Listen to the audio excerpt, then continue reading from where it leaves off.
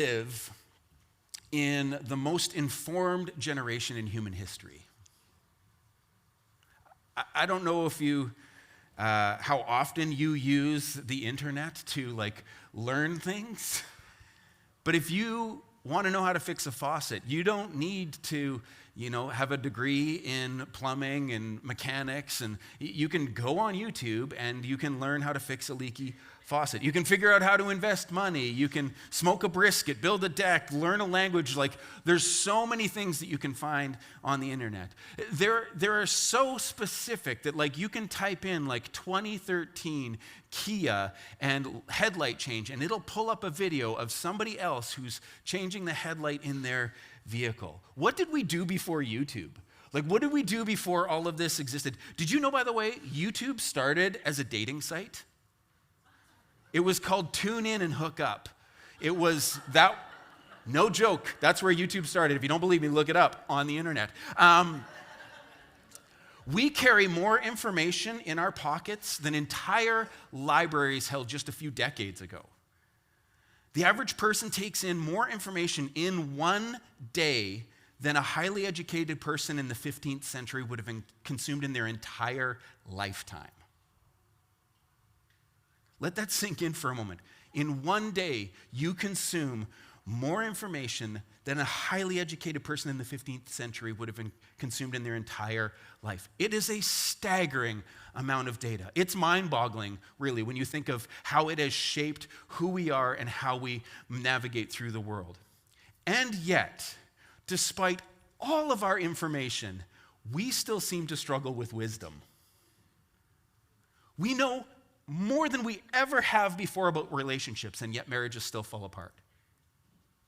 We know more than we've ever known before about mental health, and yet anxiety is still widespread. We have all of this information. We know more than ever about money, but many people remain trapped in debt. We know the path to success, and yet so many people are exhausted and dissatisfied. So information and wisdom might not be the same thing. Access to all of this information and wisdom might not actually lead us in the same direction. You can know a great many things and still make foolish decisions, right? You can be educated and be unwise. You can have knowledge without having wisdom. And that's why the book of Proverbs exists for us. This is one of the books that's kind of sandwiched right in the middle of our Bibles. It's been used for centuries by the people of God. The Hebrew people use it as part of their wisdom literature. And it's packed full of all of these quick little sayings of the wise. Some of them fit together in full chapters. Some of them are just 2 lines long. And Proverbs exists to help us learn wisdom, to help us to walk in wisdom. It's not really concerned with helping us know more. In fact, I think sometimes when we go to the book of Proverbs, we approach the text with the wrong sort of mindset. We approach the text looking for a promise. We approach the text looking for a prescription.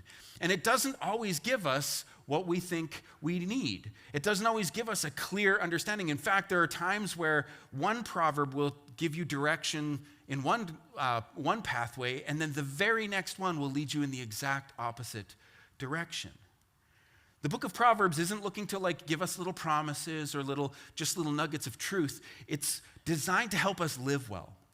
It's designed to help us pursue a life of wisdom. And so we're entering what we're calling the proverbial summer, and we're going to pick our way through the themes in the book of Proverbs.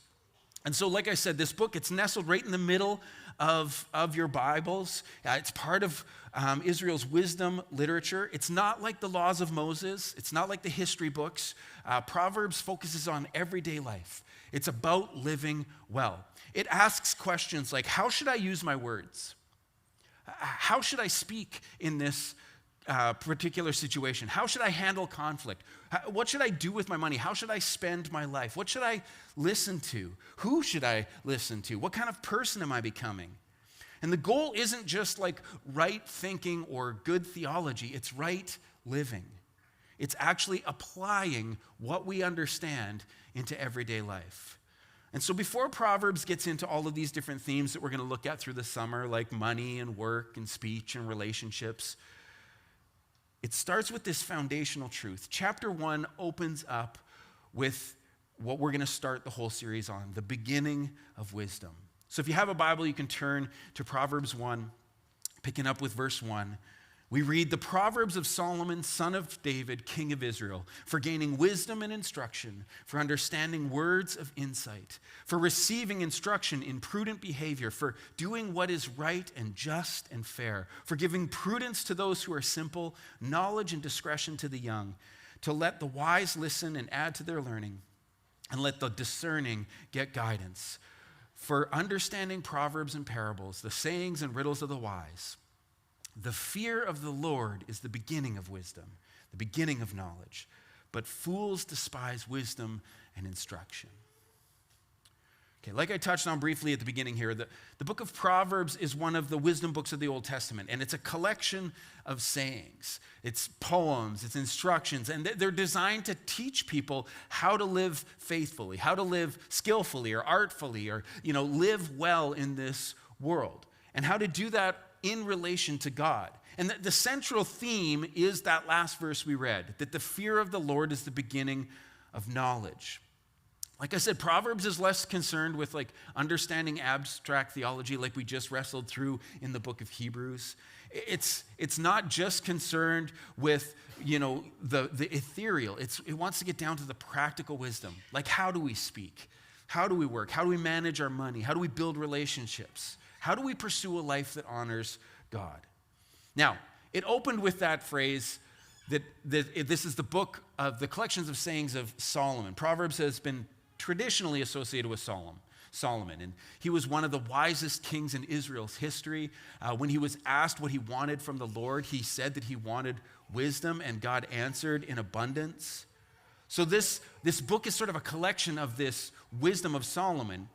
Like we read in the first verse, according to 1 Kings 4:32, it says, "He spoke 3,000 proverbs, and his songs numbered 1,005.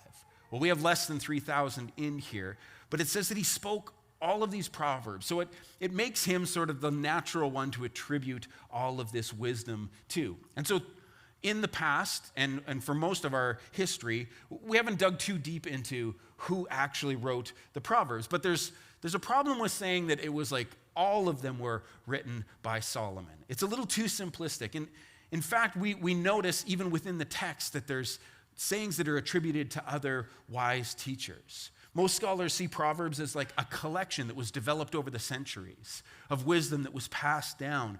Many of those sayings did come from Solomon. But the sources were more than just him. There was a group known as the wise. Agur is mentioned in chapter 30. King Lemuel is mentioned. His mother's mentioned in chapter 31 as the one who passed the wisdom to him. So most people recognize that this is a like collection of sayings that has been brought together over centuries. And so you can trace its beginnings back to the 10th century with Solomon, but the book didn't actually get completed with his reign. Like, for all the history nerds out there, it's kind of tough to actually nail down when this book was written. Because the answer depends on whether we mean each individual saying or when the book itself was completed. Because some of the Proverbs date back to Solomon's reign, which was 970 to 930 BC.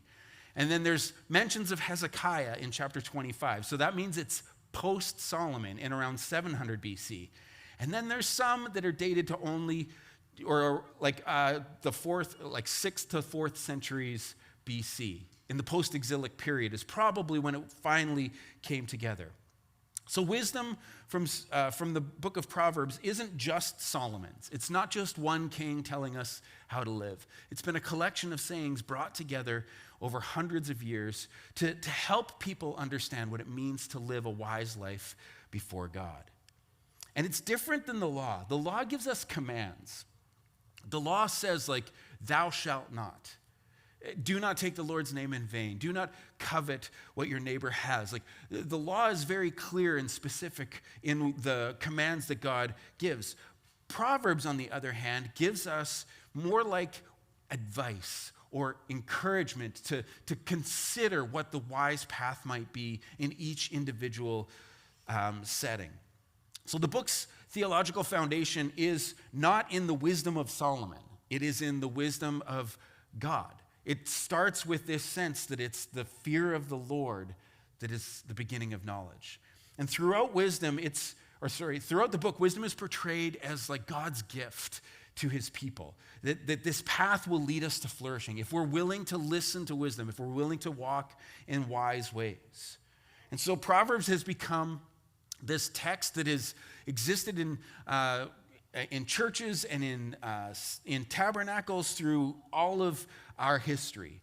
It's part of our moral understanding. It's part of our spiritual formation. There's passages that we'll get to through the series that you're like, oh, I remember hearing that in Sunday school, or I remember my mom saying that. The rabbis frequently cited its teachings when they were discussing ethics. If they had a question of moral ambiguity, they would turn to the text, and Proverbs would often be the one that they would quote. The early church fathers saw Christ as the embodiment of wisdom, and so all of these sayings helped point us to Christ and what it meant to walk in his footsteps. In the Protestant Reformation, Proverbs became this practical guidelines for everyday Christian living. It's one of the most read books for discipleship in all of our text. If you want to understand leadership, chances are people have quoted the Book of Proverbs. If you're wondering about parenting, we're going to get to that next week for Father's Day. But we've sometimes gone to this book, like I said, with a lens or an understanding that colors how we interpret and read the text. We read the text as though it's giving us a prescription or a roadmap, and if we just follow exactly what that text says, we will get the outcome that the text promises. We read passages like, if you teach up a child in the way they should go, they will not depart from it. And we hold that as a promise. And while there is an element of this is a good practice and a good way, if you're pouring good things into your kids, there's a good chance it'll take root and it will grow. It's not designed to be a ironclad promise. And why I want to make that little bit of a clarification is because there are some people who will read these texts and they'll say, but I've been doing all of those things. I've been walking in wisdom. I've been trying to follow in the way of Jesus, and I'm not getting the outcome that the verse promised. I poured into my kids, and they still walked away. That they're not meant to be these ironclad promises we hang on to. They're meant to lead us into wise living. Proverbs teaches us that diligence does tend towards prosperity, but it doesn't promise prosperity. If you work hard, you will likely get something for your labor, but it doesn't promise that you're going to have your granaries full of wheat. Just like other biblical books like Job and Ecclesiastes remind us, life is far more complex than a first part of the verse guarantees the second part of the verse. It's not just simple cause and effect.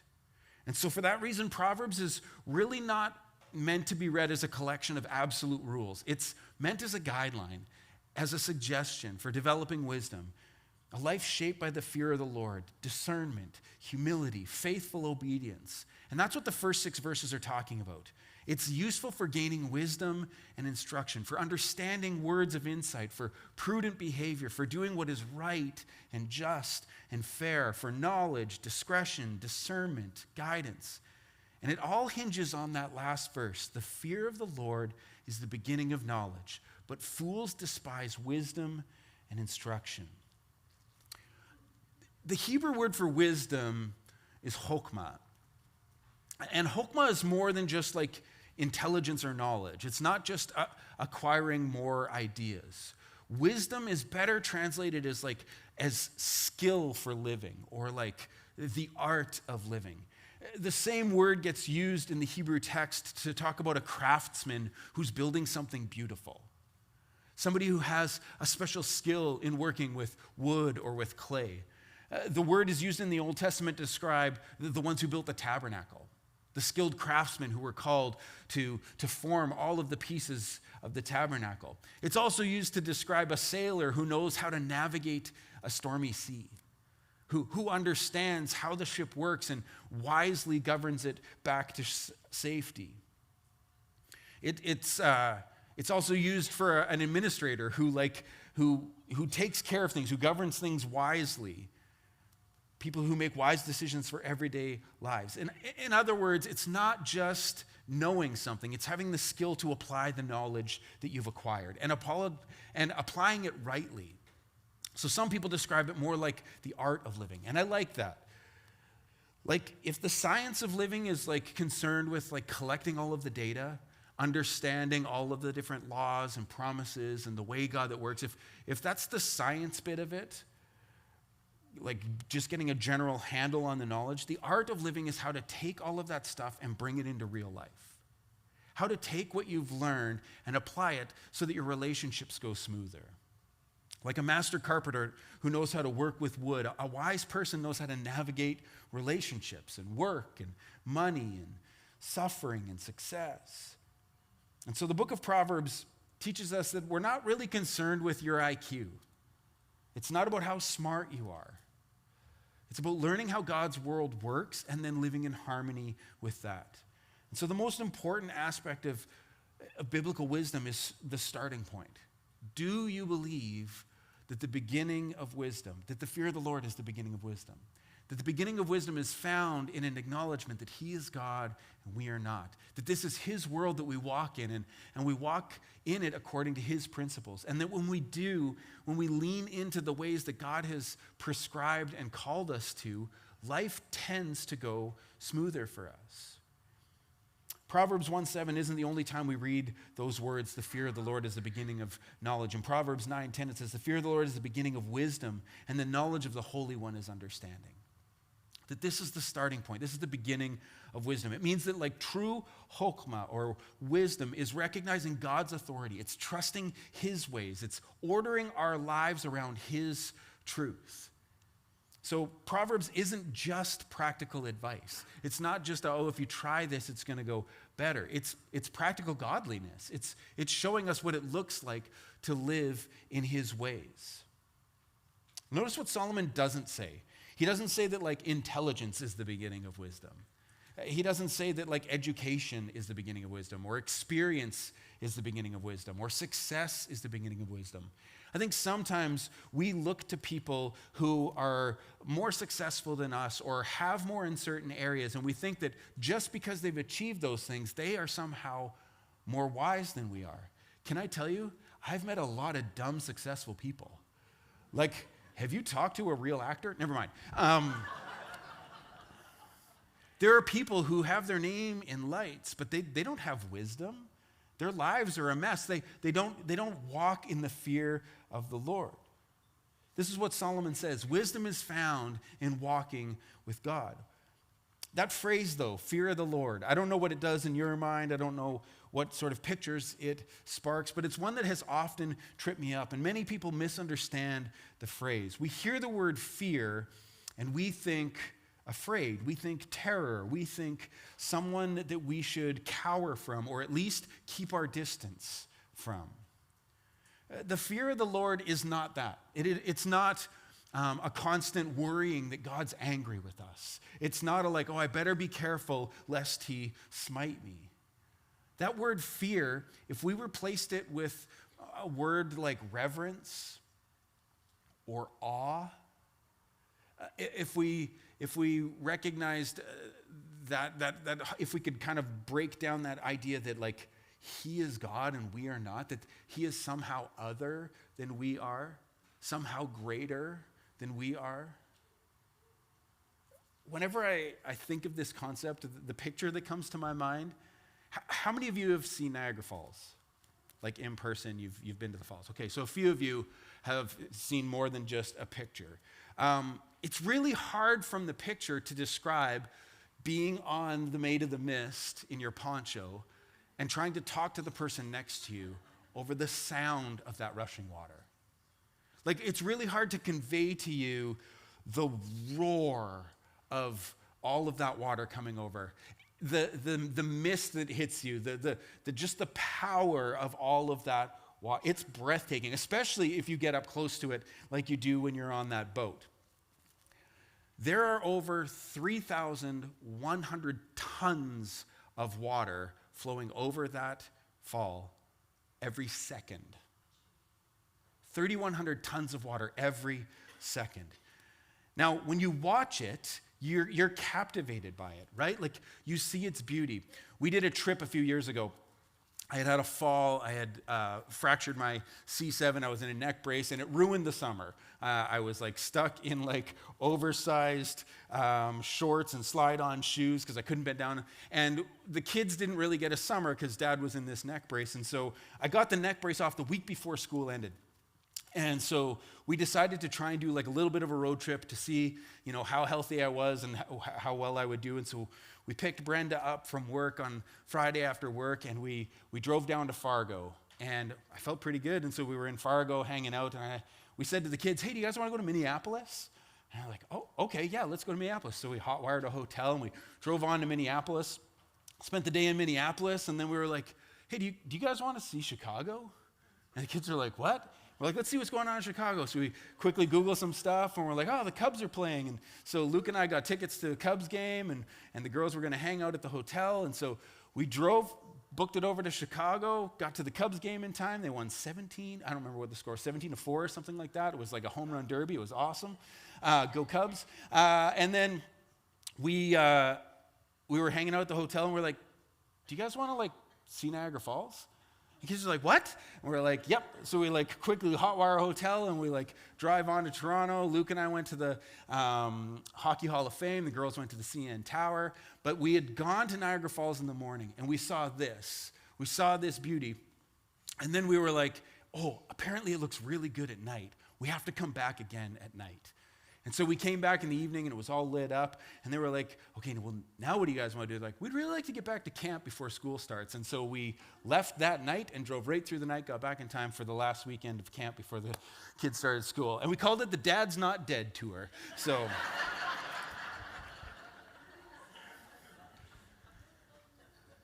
But until you've like experienced that in person, until you've like heard the rush of the water, until you've seen it lit up at night and gone like, I can't believe this is real.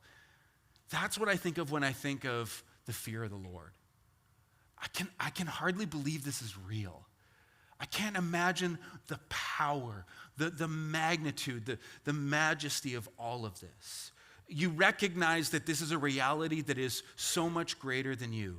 And that's the closest thing I can come to describing the fear of the Lord. It's living with that recognition that God is God and I am not. And that is the beginning of wisdom.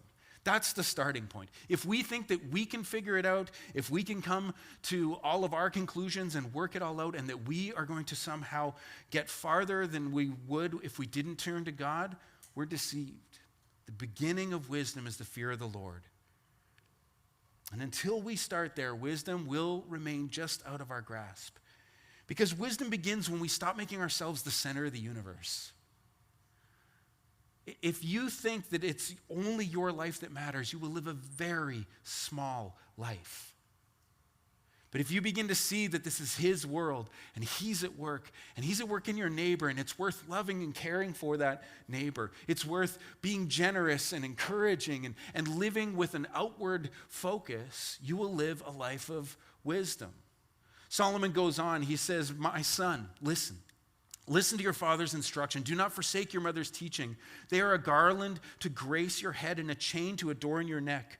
My son, if sinful men entice you, do not give in to them. If they say, 'Come along with us, and let's wait for innocent blood. Let's ambush some harmless soul. Let's swallow them alive like the grave, and whole like those who go down to the pit.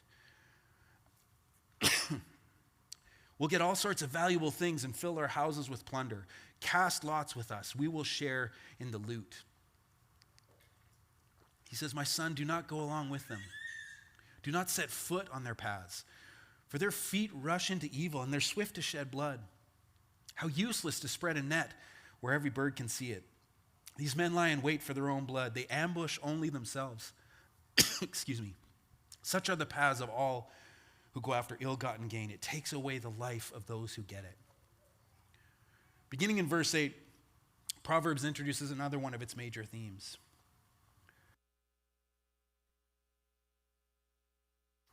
That life is full of competing voices. The father says, listen Listen to your father's instruction. Don't forsake your mother's teaching. They are a garland to grace your head and a chain to adorn your neck. This is a beautiful picture. That wisdom isn't just merely information. It's like passed down through relationships. A parent lovingly guiding a child, an older believer discipling somebody who's younger than them. One generation helping the next to avoid unnecessary pain. And there's these voices that are in our ears of the people who've walked the path before us, who are encouraging us, who are telling us this is the way that you should walk. And wisdom would tell us we should listen. We should see those as a garland around our head, as a chain around our neck, as a gift that has been given to us. But just as much as that voice is sitting on one shoulder, there's another voice that appears. It says, if sinful men come to entice you, do not give in to them. And that language there is really vivid, right? It's like, come with us, like join us. Nobody's going to know. Everybody's doing it. Like thousands of years later, nothing has changed. The voices come through our friends. They come through culture. They come through social media and entertainment. They come through our own desires. But the information is always the same. Thanks, Jeff.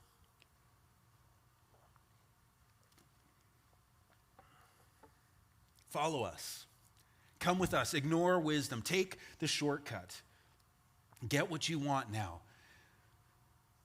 The temptation in Proverbs 1 involves violence and dishonest gain. And while the details may not look the same in our context, the principle is exactly the same. Fools want reward without righteousness. Fools want a path to success that doesn't lead to surrender to God. We want profit without integrity. We want success without character. We want blessing without obedience. And Solomon warns, he says, these paths, like all who go after ill-gotten gain, they take away the life of those who get it. One of the recurring themes of Proverbs is that shortcuts often become traps. They often become things that will trip us up in life. The easy path rarely leads to the good life. God's wisdom seems to be slower, seems to be more concerned with developing our character than giving us everything that we desire.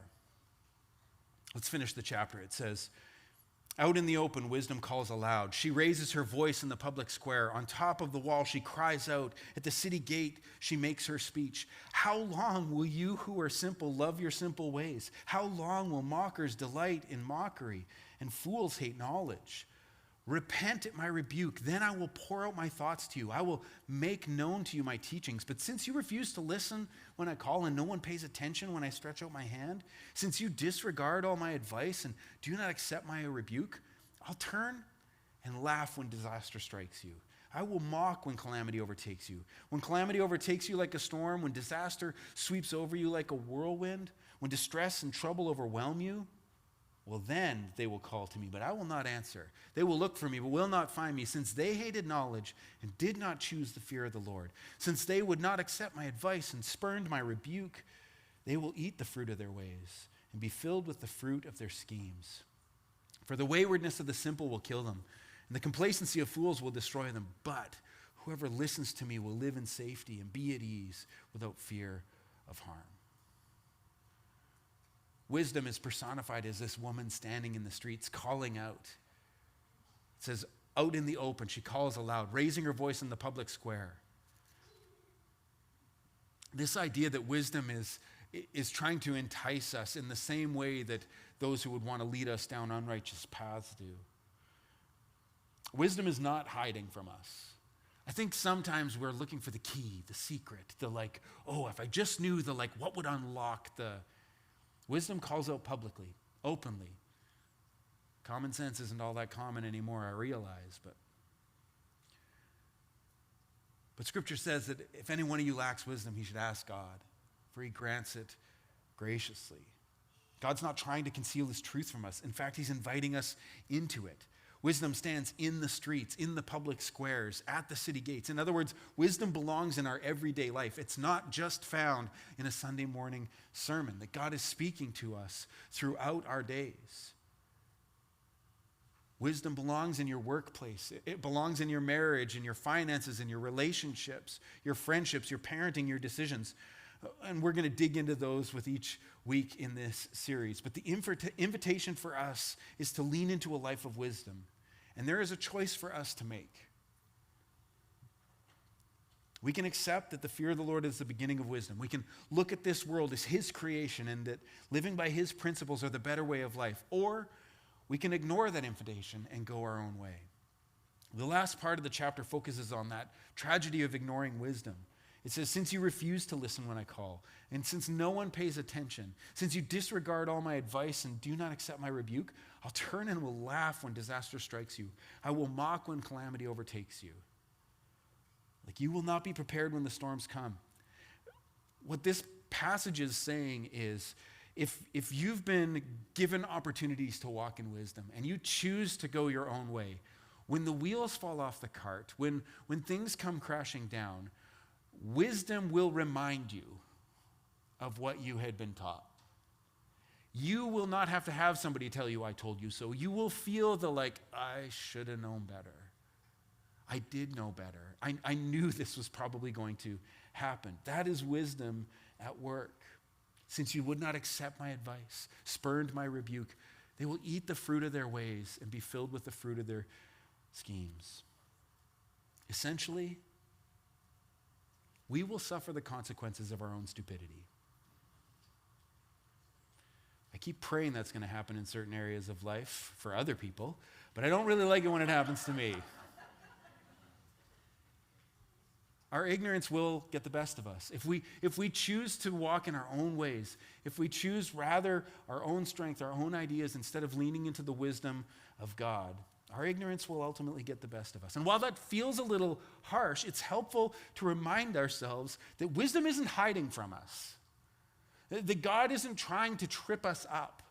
That he clearly calls out to us and invites us into this relationship. Wisdom is calling aloud on the streets.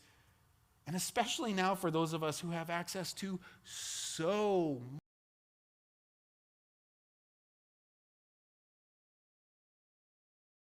Nothing stopping you from reading the Bible, other than you probably have a job and a family and stuff, all day, every day. There is nothing restricting your access to that wisdom. In fact, there are so many English translations, you can get the Hey Dude translation so that you can super understand it in your own version. There's a Gen Z Bible. You can get all of the 6, 7, there's you can customize all of these translations. Do you know for thousands of years, believers never had that option? Never had the opportunity. In fact, most of the times they heard the word being spoken over them, it wasn't even in their language. And today, still, in many parts of the world, that's not the case for believers. To have the entire Bible in your back pocket. The issue is not lack of opportunity. It's not lack of access. The issue is our refusal. It's our indifference. We're just so used to all that we have. The tragedy here is we ignore wisdom. It is knocking on our door on a regular basis, and we still choose to go our own way. Think about your own life. How often do you already know what God wants you to do? That he calls you to forgive that person who wronged you.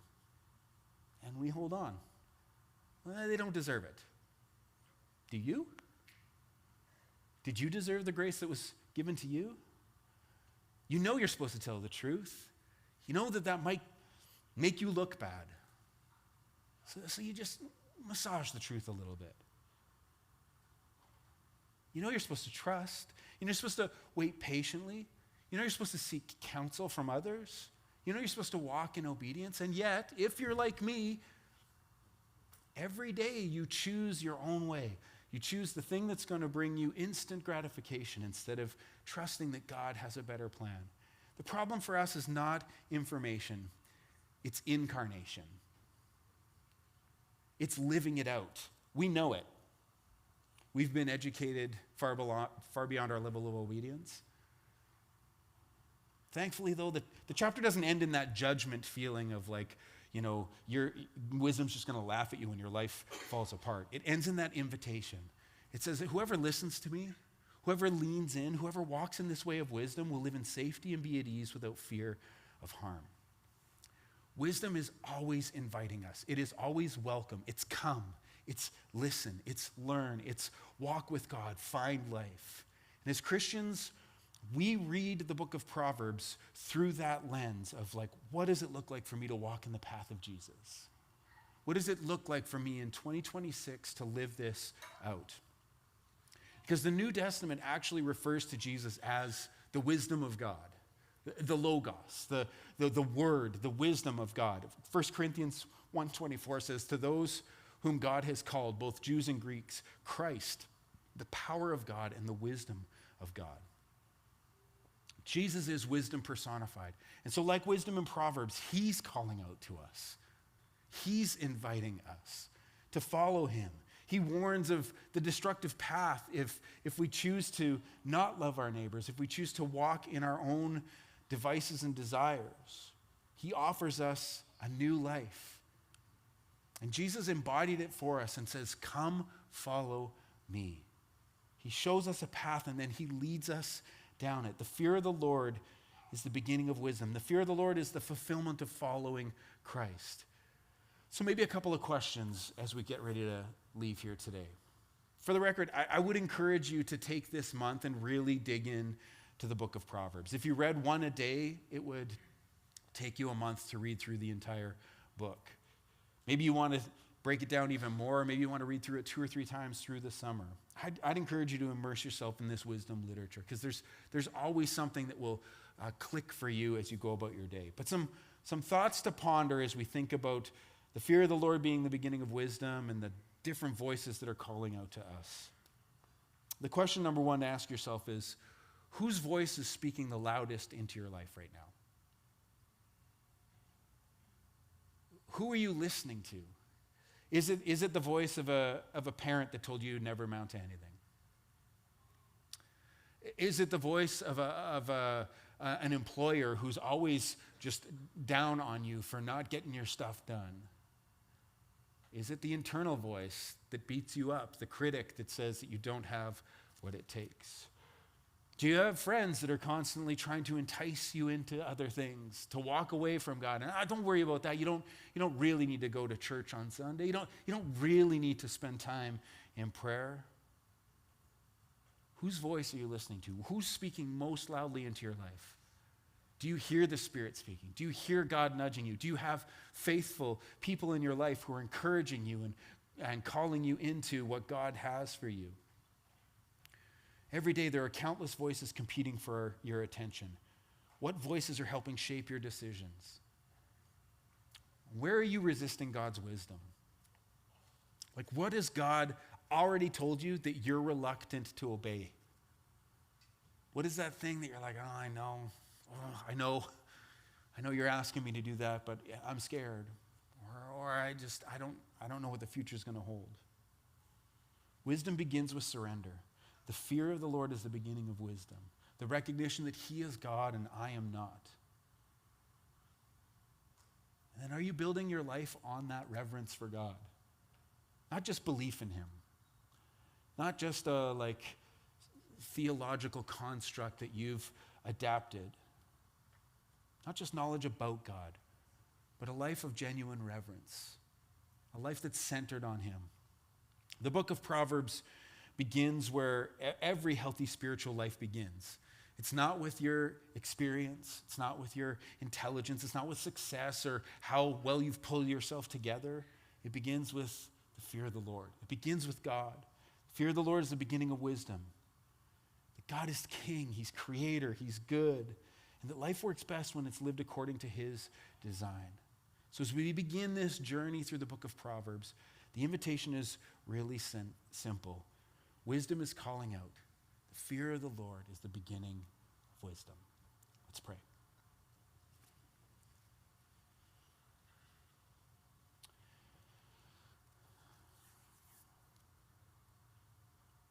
Lord, there is so much information that we have access to now and so many different paths that we could walk down. And even within the church, even with understanding what it means to follow you, there's so many competing voices telling us what it means to be faithful to you in 2026.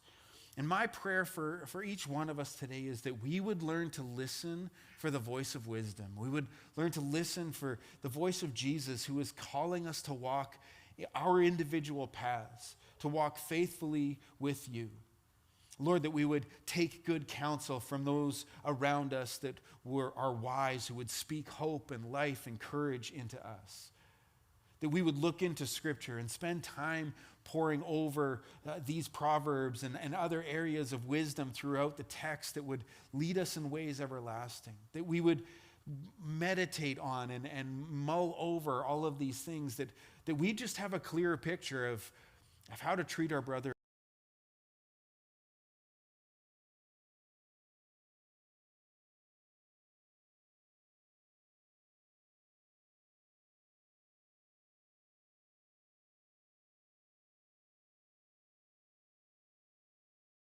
We know that the beginning of wisdom is the fear of you. It's the reverence, it's the awe, it's the submitting ourselves to what you have for us and the path that you want us to walk. And so, Lord, I pray that you would help us as we get into this book of wisdom, that we would be people who lean into wise ways, that we would step aside from the traps and the shortcuts that would want to lead us to success without you, without integrity, without reverence and righteousness. Let us be people who walk the path that you would call us down. For we ask these mercies in your precious name. Amen. Amen.